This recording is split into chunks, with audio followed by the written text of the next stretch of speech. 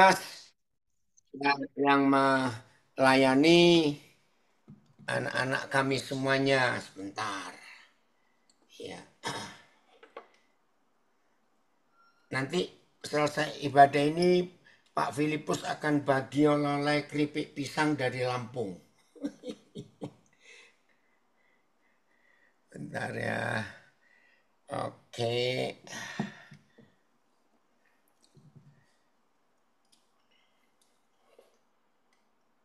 Bentar. Tunggu tempatnya. Iya, sabar.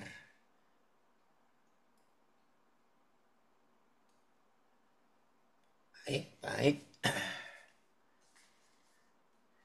Ya, kita bersyukur karena saat ini Tuhan beri kita kesempatan yang sangat baik untuk boleh belajar bersama-sama. Sehingga waktu yang ada ini kita gunakan sebaik mungkin. Entar saya, posisinya kok nggak pas. Baik, tayangkan ayatnya dulu, Filipus. Ya, tema kita hari ini, kerjakan keselamatanmu dengan takut dan gentar. Ya, kerjakan keselamatanmu dengan takut dan gentar. Ya, tema kita hari ini diambil dari Filipi 2 ayat 12. Saya ulangi, Filipi 2 ayat 12. Saya baca ya. Hai saudara-saudaraku yang kekasih, kamu senantiasa taat. Puji Tuhan, ini kunci kemenangan kita. Bukan dengan doa, bukan dengan doa puasa, bukan dengan rajin baca Alkitab, aktif pelayanan, bukan memberi persembahan, tetapi kunci semua yang Tuhan sediakan untuk kita bisa nikmati cuma taat. Maka itu Paulus memberi pujian kepada gereja di Filipi masa itu. Hai saudara-saudara yang kekasih, kamu senantiasa taat. Ayatnya, karena itu saudara-saudara yang kekasih, sebagaimana kamu selalu taat. Luar biasa. Coba BIS-nya. Selalu taat, senantiasa taat. Sebab itu saudara-saudara yang tercinta, sebagaimana kalian selalu taat. Ya, TSI. Karena itu saudara-saudari yang saya kasih, sebagaimana kalian selalu taat kepada saya, wakil Tuhan Yesus Gembala pemimpin. Sekarang saya mendorong kalian untuk TSI dulu, untuk berusaha dengan cara yang pantas bagi orang yang sudah diselamatkan oleh Tuhan. Dengan takut dan hormat kepadanya. Jangan lakukan itu hanya ketika saya ada bersama kalian. Tetapi lebih baik lagi kalau kalian melakukannya pada waktu saya tidak ada. Saudara, kita sebagai manusia, ya, saya ulangi, kita sebagai manusia punya kecenderungan berbuat jahat. Bukan mencuri, ya, bukan dendam, membunuh, tidak. Salah satu kecenderungan kejahatan kita sebagai manusia, kita melakukan apa-apa yang kelihatan baik kalau ada seseorang yang kita segani. Itu wajar, memang manusia begitu. Tapi kalau ada di antara kita yang memiliki sifat itu, ya ayo kita bertobat. Kenapa? Woi, Yau, Andiska, Papa senang sekali kamu ikut gabung. Nah, kalau kita punya sifat itu, karakter itu, melakukan sesuatu yang baik hanya supaya dilihat orang, hanya kalau ada pimpinan kita, ya, segen, nah itu bertobat. Tuhan tidak suka kita mempunyai sifat yang jahat itu. Maka itu firman ini mengajarkan kepada kita. Tetaplah taat. Walaupun tidak ada orang yang melihat. Tetaplah taat. Walaupun tidak ada yang kita segani. Kembali ke terjemahan barunya Filipus. Ini tema kita hari ini. Kerjakanlah keselamatan itu dengan takut dan gentar.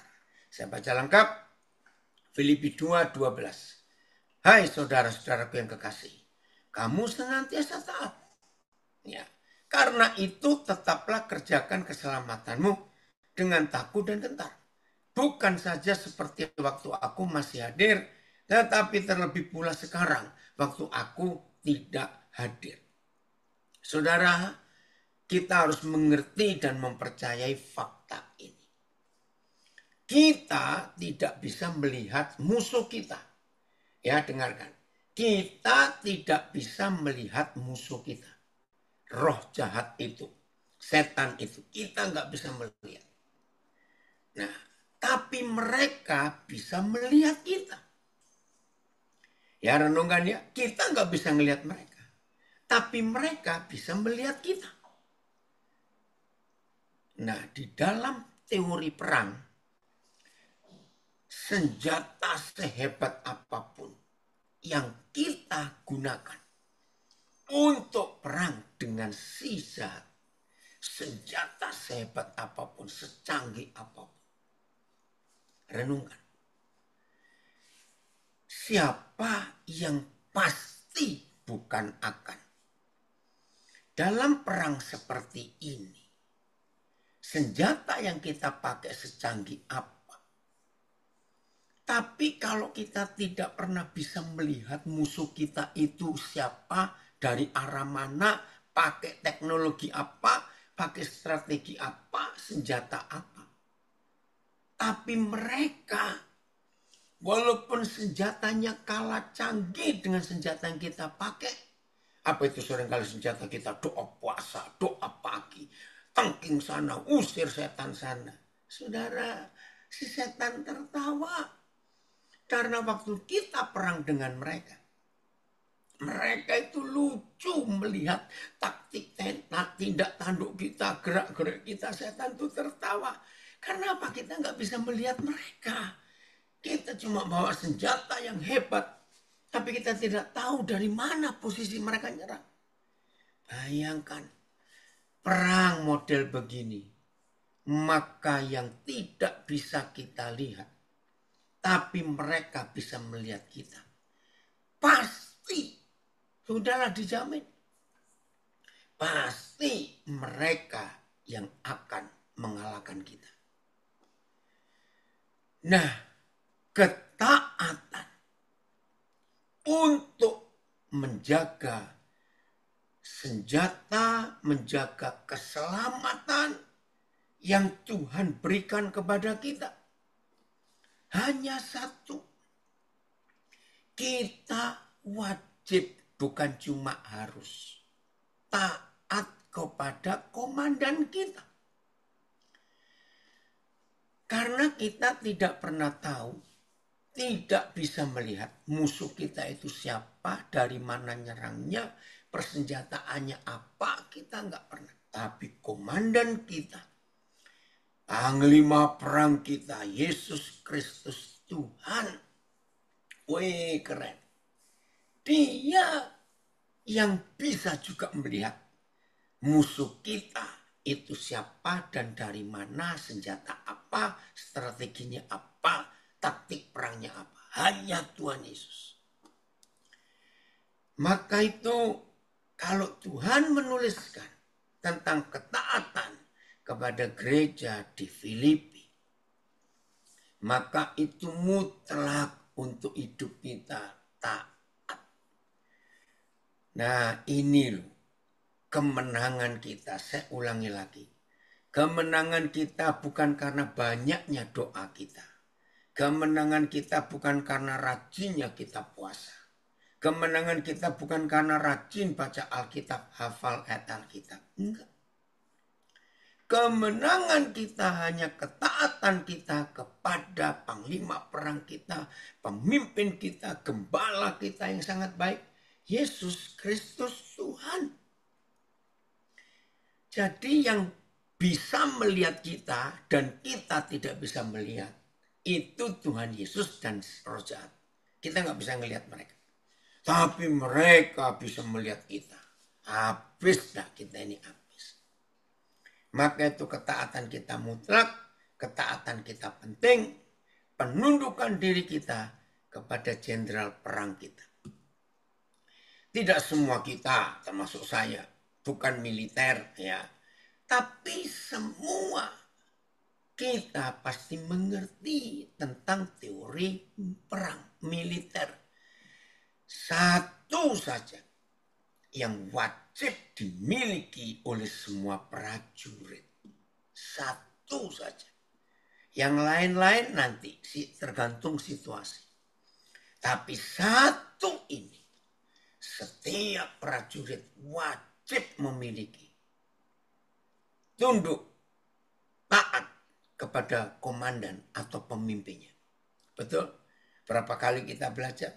Maka itu teori militer, prinsip militer, itu yang dipakai sama di seluruh negara di dunia.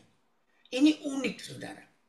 Negara-negara dunia ini sistem politik, sistem kesehatan, sistem keuangan, sistem pendidikan, sistem apa saja. Setiap negara di dunia itu beda. Tidak ada yang sama. Satu-satunya yang sama dan mutlak dipakai oleh seluruh bangsa, seluruh negara di dunia adalah sistem militer. Dan itu menyenangkan. Hebatnya semua negara di dunia itu sistem militernya sama. Keren sekali. Nah, sistem militer ini yang dipakai juga di dalam kepemimpinan Tuhan Yesus. Dan itu sistem yang dipakai sama di seluruh Alkitab. Taat. Maka itu seorang prajurit, ya, seorang prajurit, sahabat saya ini, Bu Sani Darman, shalom, dan senang sekali bisa gabung, ya, cucu berapa sekarang, ya. Nah, maka itu saudara, kunci keberhasilan kita, kunci kemenangan kita, kunci untuk bisa membuka semua program janji surgawi. Kalau kita pakai istilah komputer, ada internet, maka password, kata sandi itu mutlak. Puji Tuhan dari Palu, LPP perempuan. Terima kasih bisa bergabung ya. Puji Tuhan. Nah, taat ini passwordnya, kuncinya untuk bisa memiliki semua yang Papa janjikan kepada kita. Maka itu prajurit, saya ulangi lagi, hanya satu yang wajib para prajurit miliki. Taat kepada komandan. Tunduk kepada komandan. Nah, kalau saudara pernah masih punya pertanyaan yang ganjal di hidup ini tentang Lukas 14 ayat yang ke-26, ya, tidak usah dibuka Filipus. Tuhan Yesus pernah berkata gini, kalau kamu tidak membenci ayahmu, ibumu, istrimu, anakmu, laki, perempuan, saudara-saudaramu, kamu tidak layak menjadi muridku. Nah, ayat ini banyak disalahgunakan, disalah mengerti. Suruh benci orang tua, keluarga, istri, anak semua. Nah, salah penterjemahnya, bukan benci. Prajurit kalau sedang dapat perintah dari komandan, ya, saya ulangi, kalau dapat perintah, shalom juga Saldi, ya, TY belum pulang ya, sabar dulu. Ya. Hanya ada satu kalimat, siap laksanakan. Prajurit yang dapat perintah dari komandan itu tidak boleh berkata siap laksanakan, tapi istri sedang melahirkan, tapi maaf, ayah meninggal, saya mengubur. Nggak ada.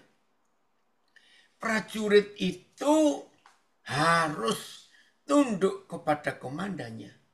apapun yang dialami oleh keluarganya. Ayah meninggal, istri melahirkan, anak kecelakaan misalnya.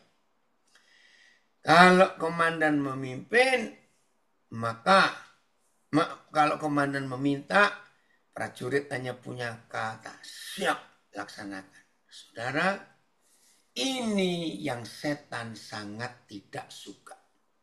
Kalau kita taat. Kenapa setan tidak suka kalau kita taat? Tolong perhatikan.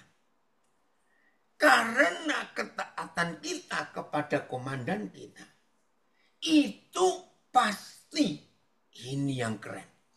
Ketaatan kita kepada komandan kita, itu pasti mengalahkan iblis. Wih, ini luar biasa, saudara.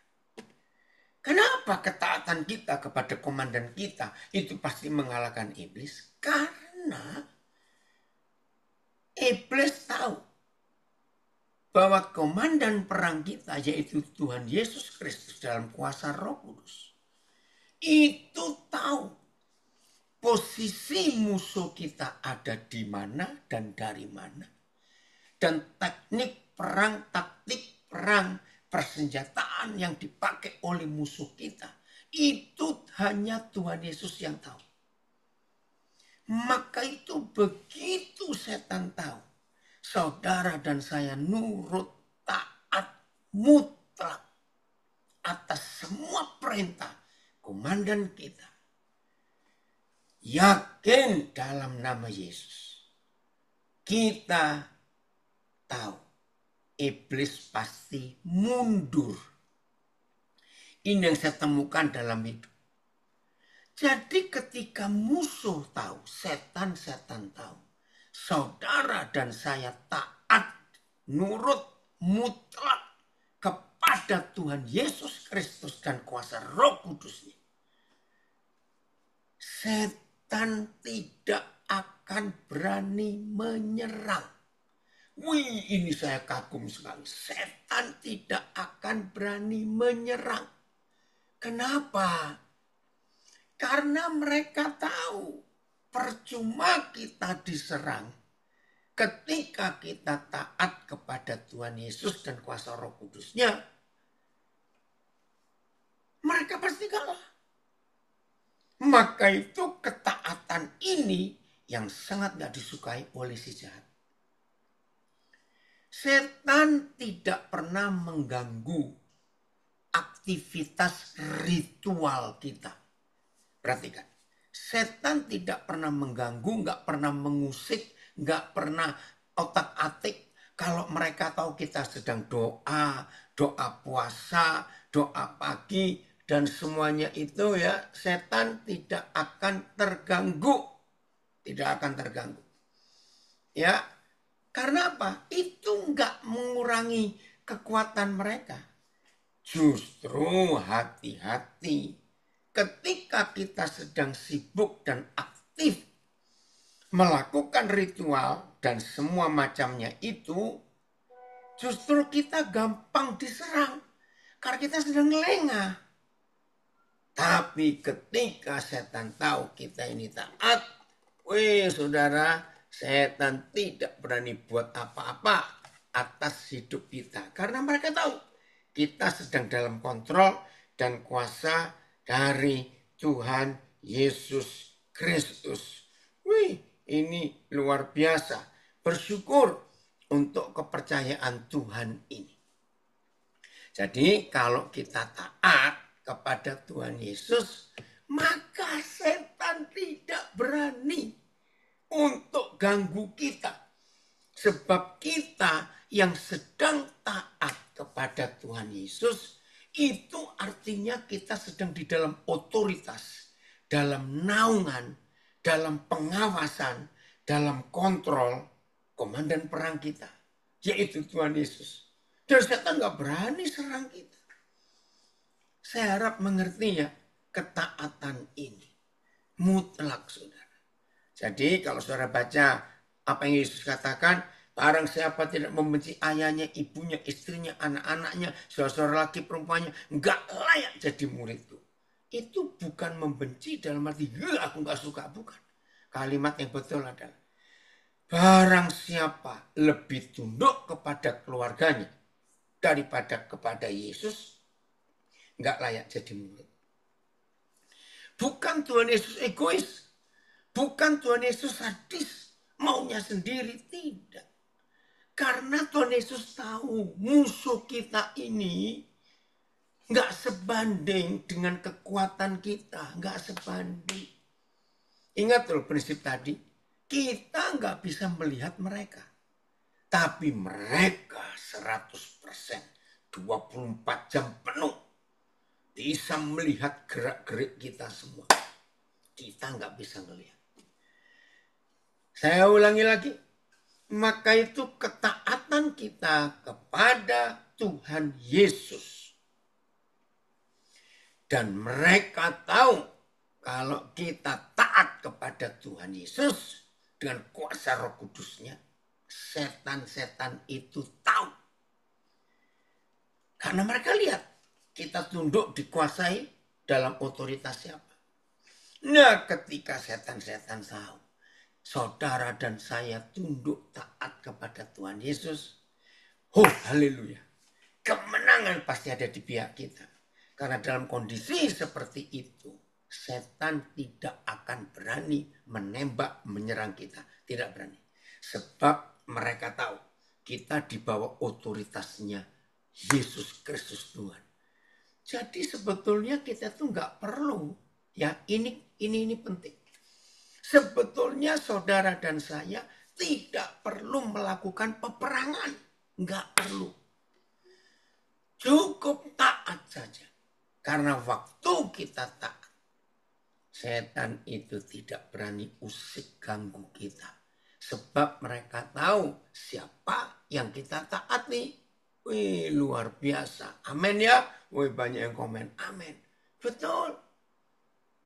Maka itu Filipi 2:12 itu pujian pertama yang Paulus katakan, saudara-saudaraku yang kekasih, kamu senantiasa taat untuk mengerjakan keselamatan itu. Amin ya. Wih, semuanya bersyukur, kata amin. Banyak sekali yang komen. Terima kasih Tuhan. Ya, makasih. Amin. Ulak kapal. Taat saja. Sudahlah. Nah, Roh Kudus pasti selalu membimbing. Terus ada yang tanya ini pasti. Terus gimana caranya saya tahu? Tuhan mimpin saya. Nah, balik lagi. Tuhan akan selalu memimpin saudara dan saya kalau kita taat. Ya, loh, gimana dong? Nggak dengar perintah kok, suruh taat. Taat apa? Ya, coba TSI-nya lagi, Filipus. Filipi 2 ayat 12. Ya, TSI-nya lagi. Sebentar, saya mau nelpon anak saya dulu. Bentar, dia lagi nunggu saya. Bentar ya. Bentar. Bentar ya. Yauh, Marinus, Papa sedang Zoom. Ya, kamu tunggu. Kamu buka sosial mediamu. Papa sedang Zoom ya. Cek dulu, oke? Okay? Ya. Maaf. Maaf. Nah, kita lihat. Filipi 2 ayat 12. Terjemahan sederhana Indonesia. Karena itu saudara-saudari yang saya kasih. Sebagaimana kalian selalu taat kepada saya. Selalu. Sekarang saya mendorong kalian untuk berusaha hidup dengan cara yang pantas bagi orang yang sudah diselamatkan oleh Tuhan. Hidup dengan cara yang pantas. Dengan takut dan hormat kepadanya. Dengan takut dan hormat kepada komandan perang kita, Yesus Kristus Tuhan. Dengan kuasa Roh Kudus yang membimbing kita. Jangan lakukan itu hanya ketika saya ada bersama kalian. Tetapi lebih baik lagi kalau kalian melakukannya pada waktu saya tidak ada. Saudara ngerti nggak apa yang Tuhan maksudkan lewat saudara kita Paulus?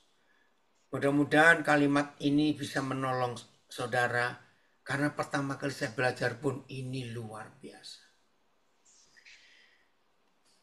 Kembali kepada beberapa saudara yang bertanya, lalu bagaimana caranya saya bisa mendengar suara Tuhan untuk saya taat?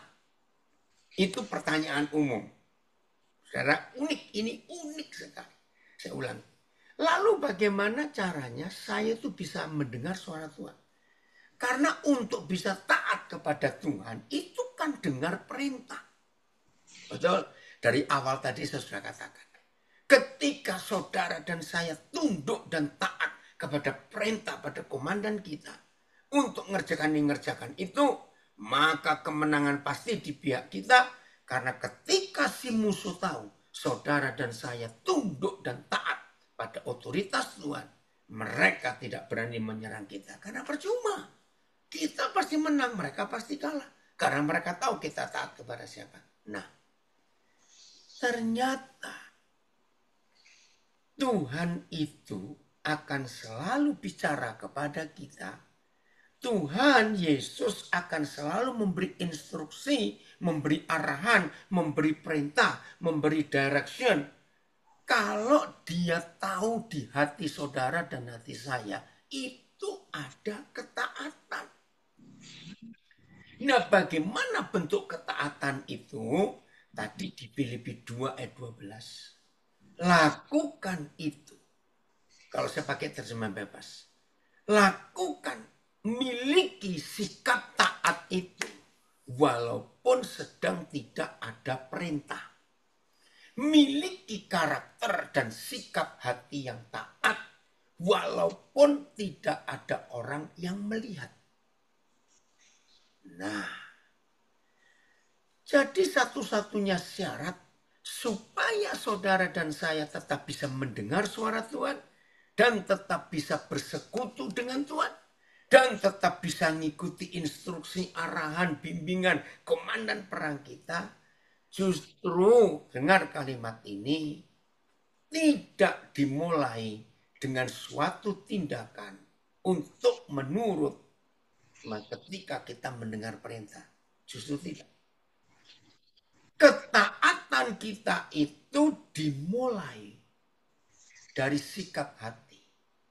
Jadi ketika nggak ada perintah, tidak ada yang melihat, tetapi sudah punya persiapan. Aku taat. Tuhan suruh apa saja aku melakukan. Wih, ini luar biasa. Ya, mudah-mudahan kita tahu. Saya akan berikan beberapa contoh di Alkitab. Jadi satu-satunya kita mengerjakan keselamatan yang kita terima gratis dari Tuhan. Itu cuma takut dan taat kepada Tuhan. Oke, kita lihat. Ya, kalian semua kalian belum bangun ya, santai aja. Di zaman Abraham hidup, walaupun kita tidak tahu berapa jumlah orang. Ya, kalau 100.000 mungkin sudah ada ya di zaman itu, atau 2.000, pokoknya ada lah. Pernah nggak saudara bertanya, mengapa Yahweh Tuhan langsung pilih Abraham? Kok nggak yang lain, saudaranya, tetangganya, sepupunya, sahabatnya? Kenapa? Karena Papa menilai di hati Abraham ini sudah ada ketaatan. Nah, karena Papa melihat ada ketaatan itu, maka Yahweh Tuhan hadir kepada Abraham. Dan ingat loh, waktu Yahweh Tuhan hadir kepada hidup Abraham, Abraham itu masih penyembah berhala. Dan dia belum kenal. Bukan cuma belum kenal, belum tahu Yahweh Tuhan itu siapa, dia belum tahu. Tiba-tiba ada suara, Abraham, pergi ya, tinggalkan rumah orang tuamu, tinggalkan sanak saudaramu, pergi tinggalkan kampung halamanmu. Aku akan tuntun kamu ke sebuah tempat yang baru. Oi, orang Timika, Jun senang sekali ya. Horas Amang Sinaga, jadi sudah lama gak kontak papa ini, jadi kemana kamu? Nah ketika papa di surga menilai melihat ketaatan Abram, walaupun belum disuruh, dia sudah punya karakter dan sifat taat. Nah jangan tanya saya, lalu dari mana Abram memiliki karakter sifat taat? Itu masing-masing kita. Ya, dasar ketaatan yang benar itu tidak perlu dilihat orang yang kita segani, nggak perlu dilihat Tuhan, nggak perlu ada Tuhan tunggu ya, terus kita tolong-tolong. Ada enggak perlu. Nah itu karakter sifat yang taat, menurut ini. Jadi yang nyuruh Abram itu Abram belum tahu. Saudara bedakan antara belum tahu dan belum kenal. Jadi Abram ini belum tahu siapa yang bicara. Berarti Abram belum kenal. Ini yang luar biasa. Kok mau nurut?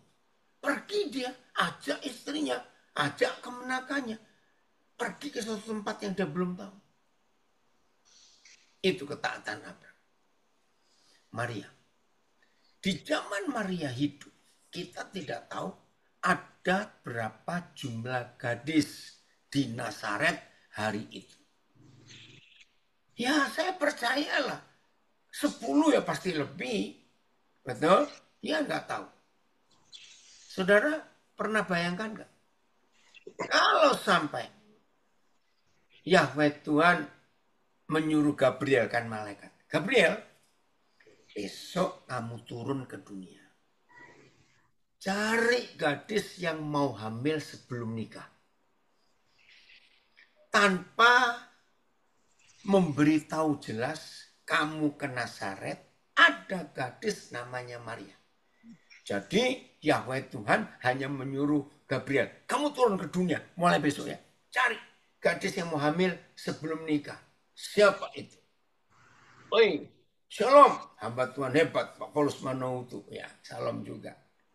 Saudara pernah sadar nggak? Kira-kira perlu berapa tahun Gabriel pagi-pagi turun dari surga ke kampung-kampung, ke kota-kota, ke desa-desa sambil teriak, gadis-gadis, siapa mau hamil sebelum nikah?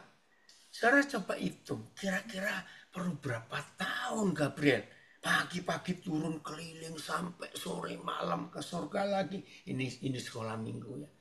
Besok pagi turun lagi, keliling lagi, cari lagi. Saudara luar biasa.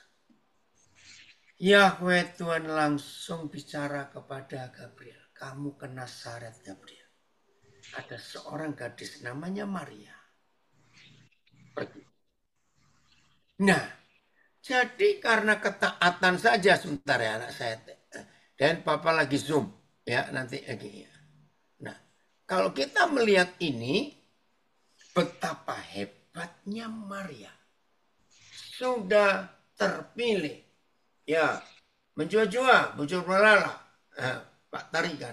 Kena Oktober nanti ya. Nah, ternyata ketemu satu ayat yang saya bersyukur. Kenapa? Bukan ngelek nak, tadi ada telepon masuk ya. Sekarang kita lihat. Lukas 2:19. Ini luar biasa, maaf.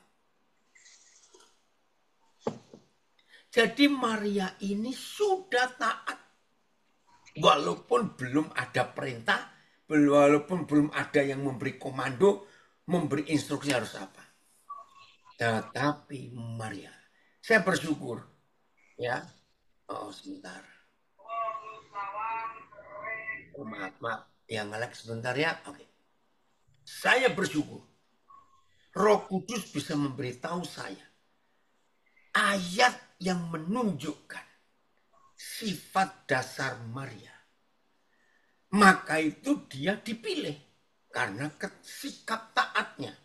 Ingat ini belum dapat perintah untuk diambil sebelum menikah. Ini karakter dasar Maria.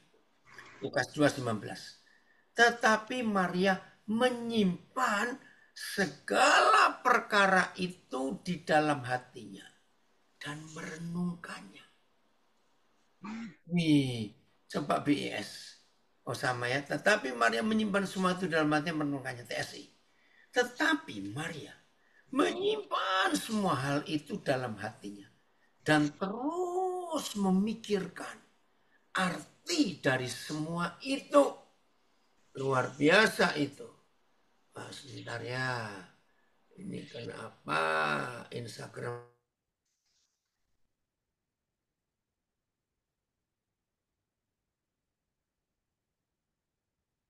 tidak pakai. Sabar. Ya. Gimana Instagram?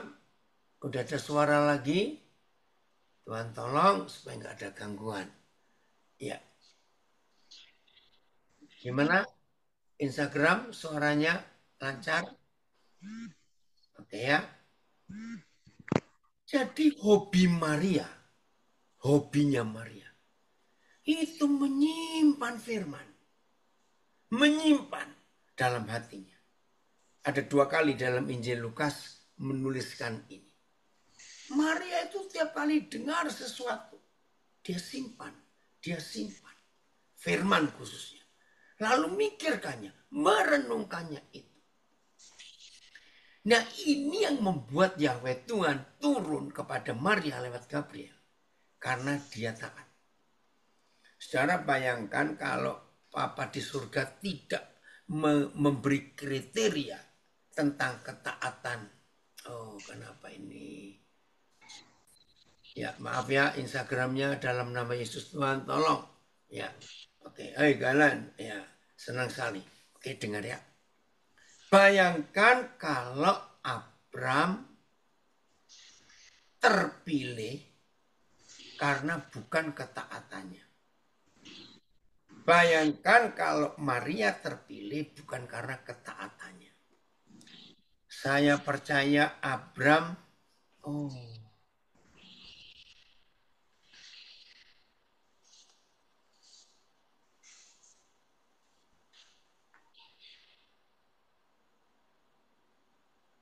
aduh.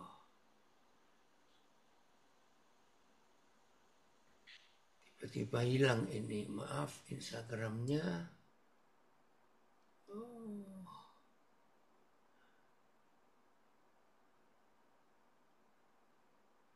Maaf.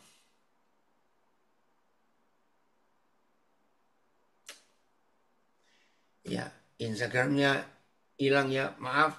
Ya udah saya nggak bisa apa-apa lagi nih. Oke, saya lanjut.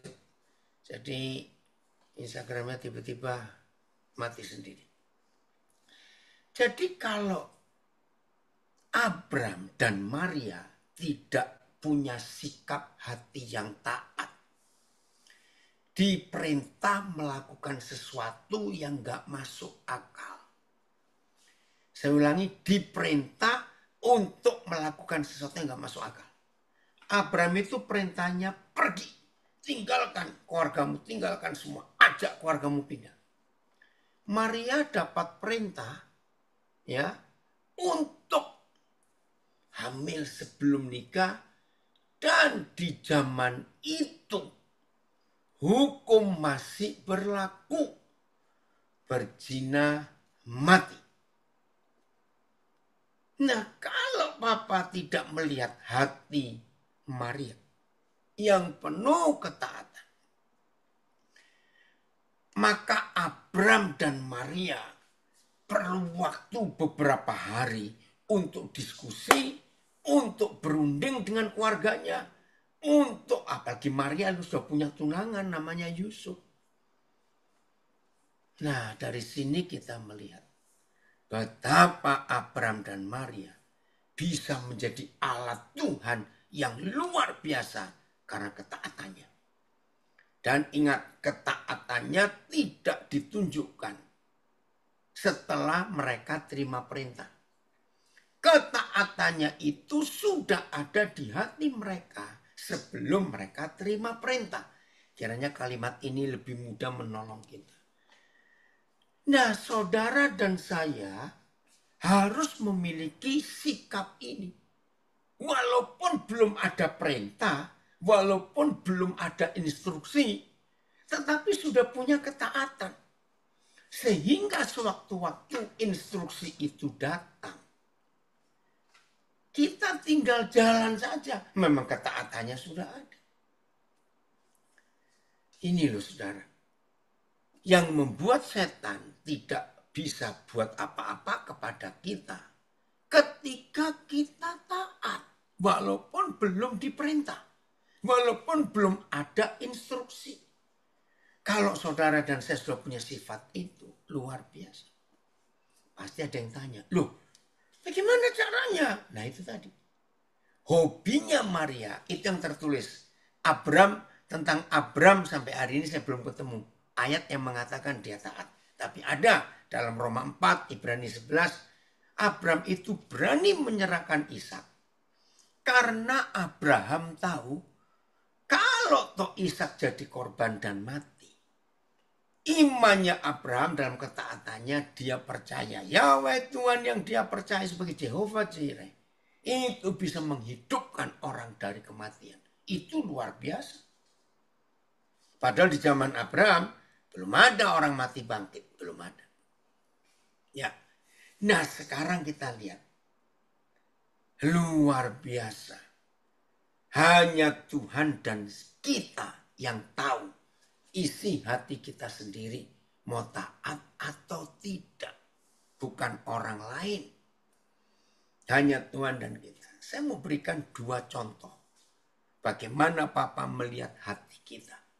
Ya, yang pertama Yohanes 1:47. Lihat ini cara Tuhan menilai kita. Ya, Yohanes 1 ayat 47. Maaf ya saudara.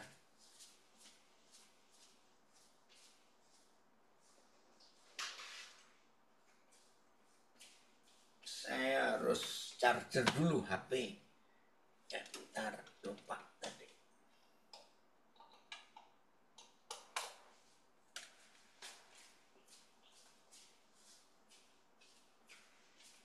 Yohanes 4 ayat 47. Kita lihat ini.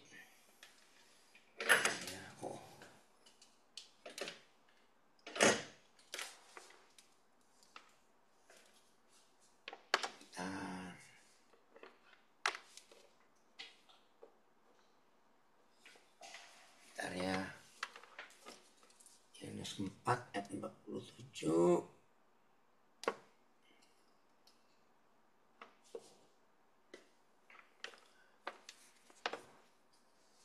Enggak. Kata Filipus loh, kok hilang ayatnya? Bentar. Kata Filipus kepadanya. Ya, Filipus ngajak ngomong Nathanael. Ya. Kata Filipus kepadanya, mari dan lihatlah. Jadi setelah Filipus ketemu Tuhan Yesus, dia nggak mau sendirian, dia ingin mengajak saudaranya ini. Mari lihatlah. Diajak ketemu Tuhan Yesus. Yesus melihat Nathanael datang kepadanya. Oh, ini luar biasa. Lalu berkata tentang dia. Saudara, nggak main-main apa yang dikatakan oleh Tuhan Yesus kepada Nathanael. Baru ngeliat loh. Belum nyapa, belum apa-apa. Lalu berkata tentang dia. Lihat, inilah seorang Israel sejati. Tidak ada kepalsuan di dalamnya. Saudara, sebagai manusia normal, kita ini bisa menilai seseorang setelah kita melihat hasil kerjaannya. Saya ulangi. Kita ini manusia bisa menilai seseorang ketika kita sudah melihat kelakuannya, tingkah lakunya, hasil kerjaannya. Itu manusia. Tetapi Tuhan Yesus dan kuasa Roh Kudus itu menilai seseorang justru sebelum orang itu ngapa-ngapain. Itu maksud saya dari awal tadi saya katakan bahwa Filipi 2 ayat 12. Kunci kemenangan kita bukan di doa puasa, doa pagi, doa siang, doa sore, doa malam, rajin baca Alkitab, tidak. Kunci kemenangan kita hanya pada ketaatan kita.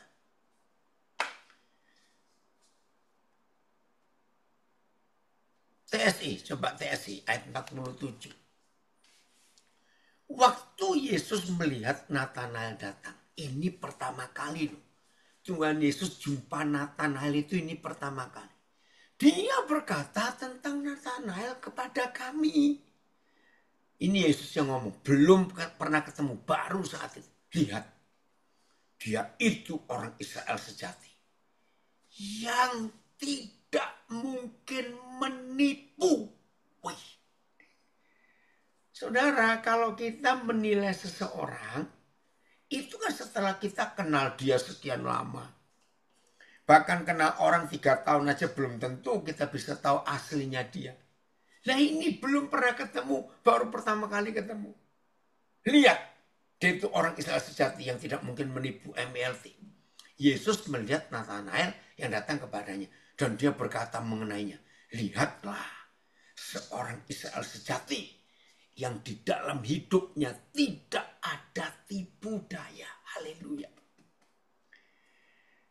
Kira-kira sekarang ini anak-anak saya warga binaan, semua kita yang ikut belajar dimanapun saudara berada. Kira-kira sekarang ini loh, sekarang ini. Tuhan Yesus itu mau kalau menilai kita, itu apa kira-kira penilaiannya? Ampuni kami Tuhan. Jadi sekarang kita ngerti bukan? Betapa pentingnya mempunyai karakter dan sikap hati yang taat. Walaupun belum dapat instruksi, belum dapat perintah, tetapi sudah punya hati yang taat. Ini cara Tuhan melihat kita. Terima kasih. Kisah Rasul 13 ayat 22. Sama. Daud itu belum dipanggil, belum dipilih, belum diurapi, belum apa-apa. Tetapi surga sudah 22 Phil. Tapi surga sudah menilai siapa Daud. Setelah Saul disingkirkan, Tuhan mengangkat Daud menjadi raja mereka. Tentang Daud. Oh, yang lain bagaimana suara zoomnya? Ini ada yang komen. Timbul tenggelam. Suara zoom. Ya. Oke, saya ulangi. Bagus ya. Tentang Daud, Tuhan telah menyatakan. Nah, kalimat ini yang kita bisa temukan. Tentang Abraham, Tuhan telah menyatakan. Dia itu nurut. Tentang Maria, Tuhan telah menyatakan. Gadis ini nurut. Tentang Daud, Tuhan telah menyatakan. Tentang Natanael, Tuhan telah menyatakan. Nggak ada kepalsuan, nggak ada tipu daya, nggak ada penipuan di hati orang ini. Nah pertanyaannya, tentang saudara dan tentang saya, Tuhan nyatakan apa? Tuhan tolong kami untuk punya ketaatan ini. Tentang Daud Tuhan telah menyatakan. Ini kan di kisah ini Yahweh Tuhan bicara kepada Samuel. Jadi saya pakai apa itu mendramakan. Sam, aku telah menemukan. Aku telah mendapat pengganti Saul, Sam. Raja yang gak taat itu. Yaitu Daud anak Isai. Dia di Bethlehem, Sam. Nah dia itu di hadapanku, Sam. Seorang yang berkenan di hatiku, Sam. 2. Yang melakukan segala kehendakku. Oke, saya akan baca komen dari Medan. Bagus sekali. Bentar ya. Kadang penilaian orang akan hati kita bisa salah. Bukan bisa salah. Bukan kadang. Sering salah dan pasti salah. Karena orang nggak bisa baca hati kita. Yang bisa baca. Terima kasih nak untuk komen ini. Saya baca. Kadang penilaian orang akan hati kita bisa salah. Bahkan orang yang mempunyai hati yang tumpul sudah tidak bisa menilai dirinya atau hatinya sendiri. Betul. Kok sudah bebal, nggak bisa kenal hatinya sendiri. Manusia menilai sesuatu dari diri seseorang ketika cara hidupnya dan tindak tanduknya dalam kehidupan sehari-hari. Betul. Dari cara respon orang tersebut kita bisa menilai orang lain. Kalau Papa di surga itu tahu kita secara akurat. Makasih nak. Ini dari gembala dari Medan. Nah itu dia. Betul luar biasa Papa kalau menilai kita. Ya. Oh, terima kasih. Pak Paulus menutup suaranya bening. Puji Tuhan. Nah ini Daud ini belum dipanggil, belum dipilih, belum diurapi. Tapi surga sudah memberi penilaian sehebat ini. TSI-nya. SI-nya. Oh, terima kasih Bapak. Setelah Yahweh menurunkan Saul dari tahtanya, dia mengangkat Daud sebagai raja. Dan inilah yang Tuhan katakan tentang Daud. Papa, hari ini kami semua menunggu apa penilaianmu atas hidup kami. Terpujilah namamu kalau Papa menemukan isi hati kami itu selalu taat. Seperti semua prajurit di negara mana saja. Prajurit selalu dinilai, ditemukan oleh komandannya. Selalu berkata, siap laksanakan. Kiranya Papa menemukan sikap itu di hidup kami setiap hari. Tolong kami Tuhan. Dalam nama Yesus kami minta. Saudara, ini yang luar biasa. Dan inilah yang Tuhan katakan tentang Daud. Pada Daud, anak Isai itulah. Aku sudah menemukan orang yang hatinya sesuai dengan hatiku. Sam, haleluya. Dialah yang akan melakukan semua yang aku mau.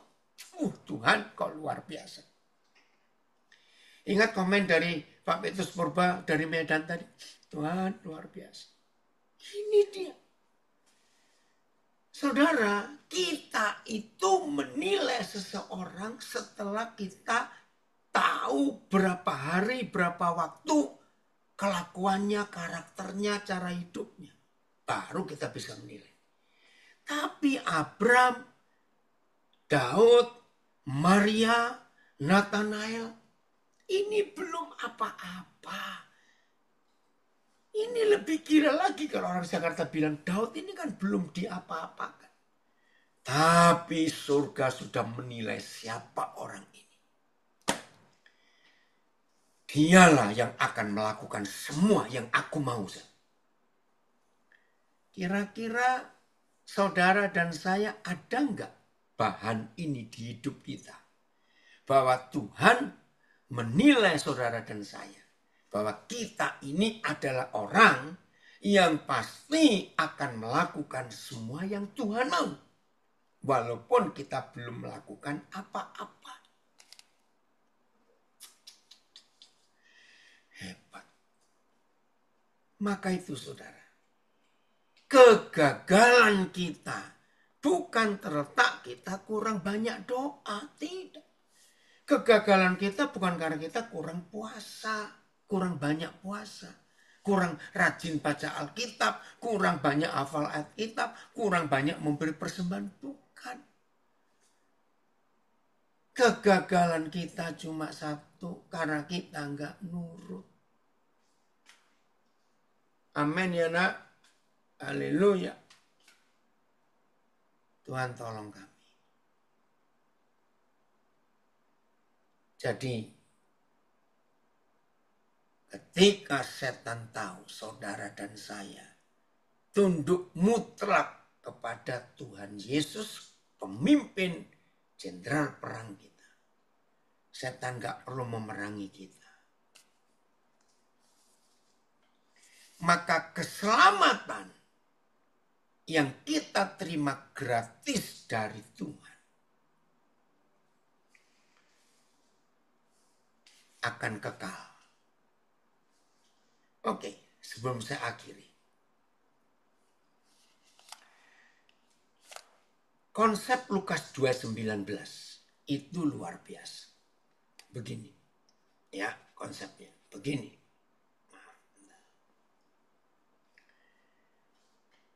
Maria suka menyimpan semua firman yang dia dengar. Simpan di hatinya. Dan merenungkan semua firman yang dia dengar. Nah, saya akan pakai kata, firman itu kan Tuhan Yesus. Firman hidup. Makanya Maria bisa melahirkan firman jadi manusia. Karena dia mengandung firman di hidupnya.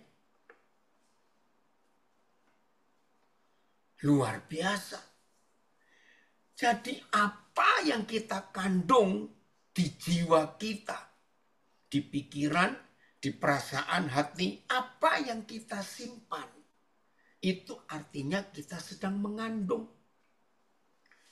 Orang yang pikirannya cabul, maaf, yang hatinya penuh tipu muslihat, maka orang itu sedang mengandung kepercabulan dan mengandung kelicikan, kepalsuan dalam hatinya.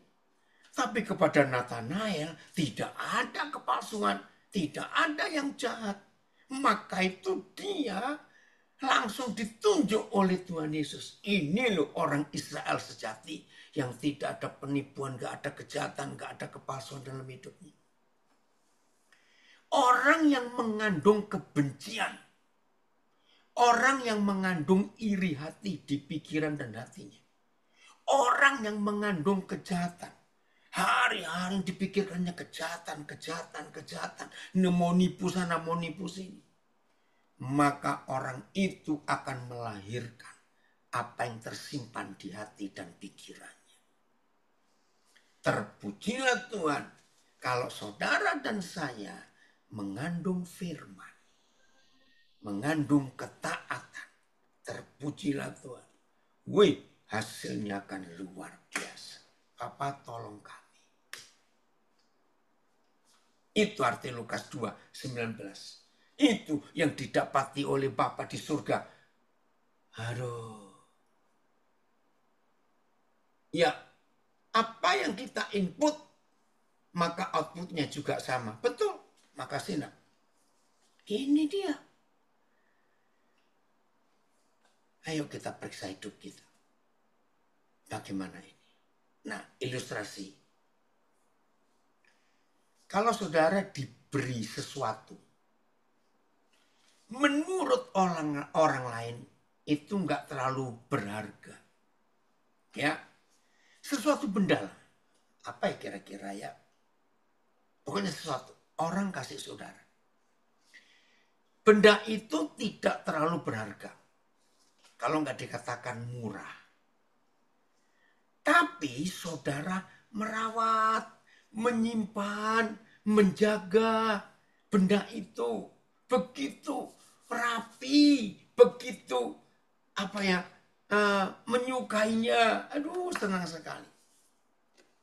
Saya tanya, kalau yang memberi saudara melihat kelakuan sikap saudara, memperlakukan benda yang menurut banyak orang tidak berharga atau kurang berharga, kalau yang memberi melihat, percaya nggak? Dia akan beri saudara benda yang lebih mahal lagi dan lebih bagus lagi dari itu. Betul? Ya otomatis. Tapi ada orang memberi saudara sebuah handphone yang iPhone misalnya. Pasti mahal. iPhone itu. Lalu orang itu melihat saudara tidak menjaganya, tidak merawatnya. Pakai seenaknya. Jatuh, saudara nggak teliti, nggak pernah jaga, sering jatuh. Ayo saya tanya. Orang itu mau nggak memberi lagi yang lain-lain yang lebih berharga? Ya tentu tidak. Nah seperti itu keselamatan yang Tuhan beri kepada kita gratis karena penebusan dari darah Yesus yang mahal itu kita dibeli, harganya lunas. Saudara, ayo hari ini kita berubah. Kerjakan keselamatan itu dengan takut dan gentar. Lakukan ketaatan itu walaupun aku tidak ada dengan kamu. Tetaplah taat walaupun orang tidak melihat. Ini anak saya Muhammad Duki. Amin. Iya nak. Luar biasa. Duki maaf ini papi nggak bisa untuk tanggal 23 Juli ya. Untuk syukuran di kantor Bupati Intan Jaya. Nah, bagaimana kita sekarang? Bagaimana kita sekarang? Luar biasa. Saya tanya anak saya ini, Petrus bisa gabung di Zoom nggak? Supaya nanti Papa minta Petrus yang doa penutup. Bisa gabung di Zoom, nak? Nah, Filipus, ini ada saudara kita, dia gembala di Medan, Pak Petrus Purba. Kalau bisa gabung di Zoom, bisa sharing juga, nak. Pilih salah satu dari 3 hari Senin, Rabu, Jumat ini. Petrus bisa gabung di Zoom, Bapak.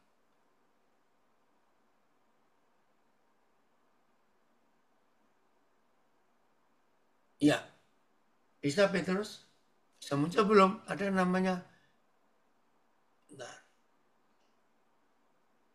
Jadi ayo mulai hari ini saudara, betul-betul kita melakukan ketaatan ini. Belum ada namamu nak di Zoom. Petrus bisa gabung. Oh di FB. Kalau di Zoom bisa nggak? Nak supaya bisa berdoa, supaya dikenal oleh saudaramu. Jadi sesekali Petrus bisa sharing. Ya, untuk semua kita warga binaan ini. Kalau ke Zoom bisa nggak nak? Oh Pak Rigi harus keluar. Oh ya udah, tidak bisa. Baik. Sekarang pilihan ada di tangan kita. Memilih taat walaupun tidak disuruh karena sifat karakter kita. Kalau saudara bisa menjaga, kita bisa menjaga keselamatan yang walaupun gratis. Nah inilah kecenderungan manusia. Kalau diberi gratis, kenapa kita sulit? Oh, kalau gitu, coba diunduh ya aplikasi Zoom-nya supaya bisa ikut mengajar berbagi. Mengapa yang namanya manusia ini kalau diberi sesuatu yang gratis, cenderung tidak menghargai? Ayo kita berubah sikap. Keselamatan itu gratis. Tapi kita harus hargai. Kita harus jaga. Tidak ada sesuatu yang lebih bernilai dari hidup ini selain keselamatan. Terima kasih. Pengampunan, penebusan sempurna. Terima kasih. Bapa engkau sungguh baik. Jelas ya? Oke, sebelum saya akhiri. Filipus coba ceritakan kenapa milih tema ini. Atau juga ada di antara saudara yang di Zoom dan Facebook ada yang tanya karena Instagramnya tiba-tiba off. Ya Phil, coba jelaskan. Ya, Kenapa? ya. Sebelumnya terima kasih Pak untuk firman-Nya hari ini. Ya, kenapa saya pilih tema ini? Sebenarnya pandangan saya awalnya itu keselamatan itu gratis kita terima, ya. Jadi eh, kita mengaku Yesus Kristus adalah Tuhan dan kita menerima Yesus itu sebagai juru selamat, maka kita menerima anugerah keselamatan itu. Tetapi tidak ada di dalam keimanan kita itu sekali selamat tetap selamat, tidak ada. Ya, jadi kita harus benar-benar menjaga keselamatan itu dengan takut dan gentar. Tadi sudah disampaikan sama dengan Papa bahwa keselamatan itu kuncinya satu, taat. ini ini luar Amin. biasa. Saya tidak sampai kepikiran ke sana tentang ketaatan. Ternyata ini berbicara kepada, maaf ya, saudara-saudaraku yang warga binaan, baik yang di lapas maupun di rutan, di LPKA. Kenapa hari ini Papa menekankan taat, taat, taat ya? Karena saya melihat ternyata setelah saya pikir, saya renungkan, memang maaf kata ya, sebagai warga binaan itu sebelumnya saat Anda ada di luar, saat Anda tidak dibina, itu Anda seenaknya sendiri ya, mau buat apa, mau melakukan apa, semuanya bisa bebas begitu ya.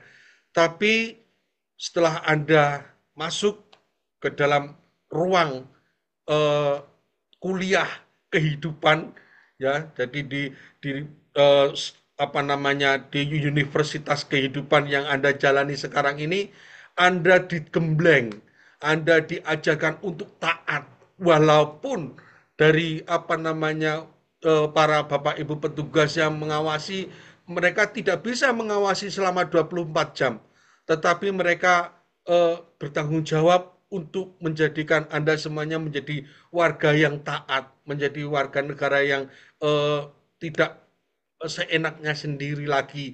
Jadi Anda dibina untuk menjadi pribadi-pribadi yang lebih baik lagi. Nah, tadi dikatakan kuncinya taat ya. Jadi saat Anda di dalam lapas, saya sangat berterima kasih ya kepada saudara-saudaraku yang warga binaan yang Nasrani. Kalau Anda sampai di dalam lapas itu sudah dijadikan tamping ya, kepercayaan untuk membantu para Bapak Ibu petugas, itu luar biasa. Jadi ketaatan Anda semuanya itu mulai berubah, hidup Anda mulai berubah. Jadi Anda bisa menjadi saksi karena ketaatan Anda untuk melaksanakan tugas-tugas di dalam lapas, sehingga Bapak Ibu petugasnya, udah kamu yang menjadi tamping. Kalau sudah dipercaya begitu, berarti tanggung jawab Bapak Ibu di dalam lapas, di dalam rutan, semuanya itu bertambah. Jadi saya tadi firman Tuhan mengatakan, ayo kerjakan keselamatan itu dengan takut dan gentar. Amin. Kalau Amin. sudah Betul. dipercaya menjadi Langsung pribadi yang boleh. baik, bisa menjadi tamping, kerjakan itu dengan takut dan gentar, meskipun Bapak Ibu petugas tidak mengawasi saudara, tetapi saudara harus benar-benar taat. Ya, taat mematuhi perintah dan peraturan yang ada, sehingga nanti akan diberikan kemudahan baik untuk PB, CB, semuanya pasti Tuhan akan menolong. Itu Pak, kenapa Ya, saya luar ambil biasa. tema hari ini? Ya, ternyata apa namanya, apa yang saya renungkan tidak sama dengan apa yang Roh Kudus berikan kepada Papa untuk eh, hari ini. Kata kuncinya taat gitu ya. Amin. Baik, Amin. Amin. terima kasih Pak. Saling melengkapi, nak. Saling melengkapi. Iya toh? Nah, Ya, sekarang kita siap. sudah mengerti sekarang. Ingat ya ilustrasi tadi, kalau ada seseorang memberi kita barang yang walaupun kelihatan murah dan tak bernilai, tapi kita jaga barang itu baik-baik, orang itu pasti akan kasih lagi yang lebih baik. Betul enggak? Nah, seperti itu. Kalau Papa memberi kita keselamatan gratis, kerjakan, jaga dengan ketaatan tadi. Aduh, ayo semua anak-anak ya, semangat hari ini. Ambil keputusan untuk hidup benar di hadapan Tuhan. Semua mengikuti via online ya maupun yang rekamannya nanti audio, Tuhan menolong kita semuanya. Berbuatlah taat walaupun gak ada orang yang melihat. Shalom, Tuhan Yesus memberkati kita semuanya. Ya, oh lihat itu, ada yang komen.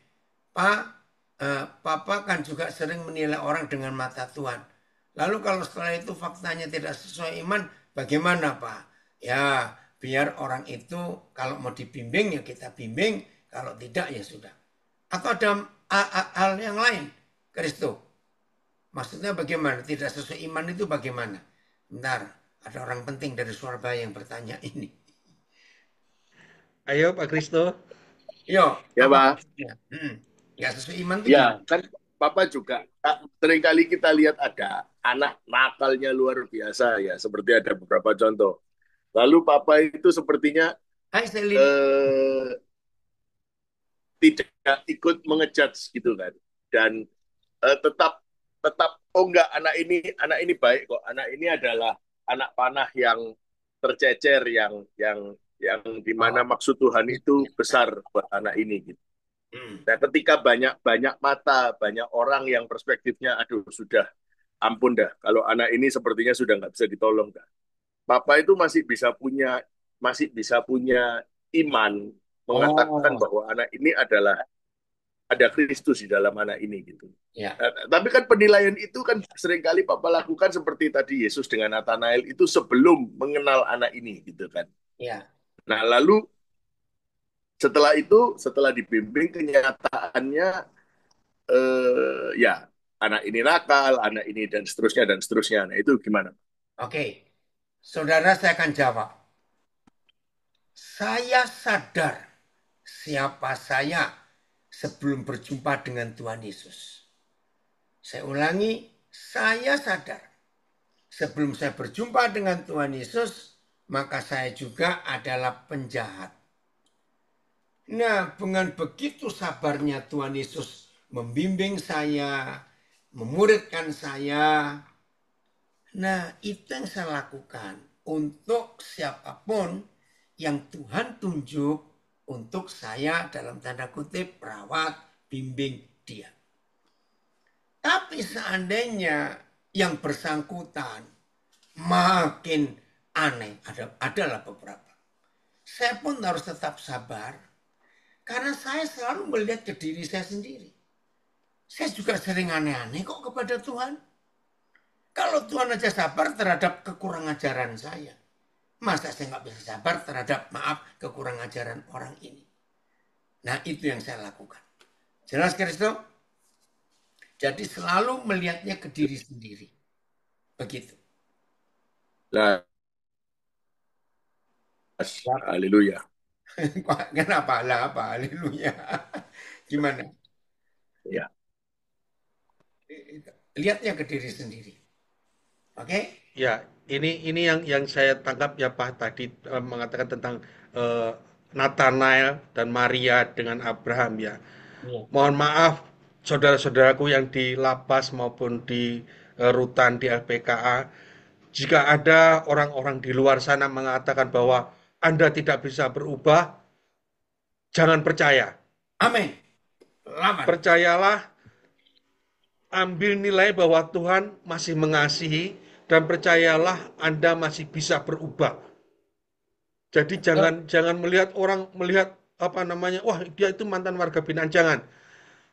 Percayalah Tuhan pasti bisa merubah Bapak Ibu semuanya menjadi lebih Haleluya. baik, menjadi orang-orang yang taat, ya. Itu tadi yang saya lihat. Ya, Iya. memang kadang-kadang orang memandang kalau seorang mantan warga binaan, wah ini mesti jahat, wah ini mesti apa melakukan hal-hal yang tidak baik. Tapi jangan apa namanya sudah apa namanya lepaskan itu semuanya ya. Percayalah Tuhan masih memandang Bapak Ibu semuanya. Percayalah Bapak Ibu masih bisa berubah, diubahkan Amin. untuk menjadi Amin. saksi yang luar biasa. Haleluya. Ya, itu Pak. Puji Tuhan. Ayo ya, semua kita bisa berubah. Terima kasih Papa. Papa menilai kami itu luar biasa. Semua kita bisa seperti Abraham, bisa seperti Maria, bisa seperti Daud, bisa seperti Nathanael. Tuhan Yesus memberkati kita semuanya.